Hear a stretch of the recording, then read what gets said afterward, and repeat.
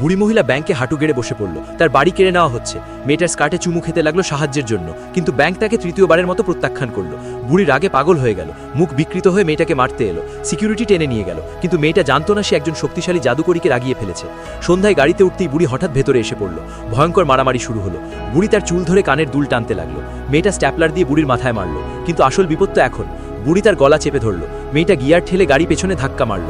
বুড়ির নকল দাঁত খসে পড়ল, কিন্তু দাঁত ছাড়াই সে কামড়াতে লাগলো। মেয়েটা তাকে গাড়ি থেকে ধাক্কা দিয়ে ফেলল, কিন্তু বুড়ি তার শার্টের বোতাম ছিঁড়ে নিয়ে অভিশাপ দিল। এরপর থেকে মেয়েটার চারপাশে ভয়ঙ্কর সব ঘটনা ঘটতে লাগলো। আয়নায় তার শরীর থেকে একটা ভয়ানক মুখ বের হলো। রাতে ঘুমানোর সময় একটা মাছি তার মুখে ঢুকে গেল। পাশে শুয়ে থাকা প্রেমিক বুড়িতে পরিণত হলো। পরদিন অফিসে ক্লায়েন্টের হাত বুড়ির হাতে বদলে গেল। সে চিৎকার করে উঠল, বুড়িকে ক্ষমা চাইতে গেল, কিন্তু বুড়ি তো মারা গেছে। কফিনে শুয়ে থাকা বুড়ি হঠাৎ তার থুতনুকে কামড় বসালো। এখন তাকে বাঁচতে হলে একটা বিড়াল বলি দিতে হবে, কিন্তু বিড়াল মারার পরে অভিশাপ গেল না। শেষ উপায় হলো বোতামটা বুড়ির কবরে ফিরিয়ে দেওয়া। সে কবর খুঁড়তে লাগলো, বুড়ির লাশ টেনে তুলল আর বোতাম তার মুখে ঢুকিয়ে দিল। অভিশাপ শেষ হলো নাকি? তোমার মতামত কমেন্টে বলো।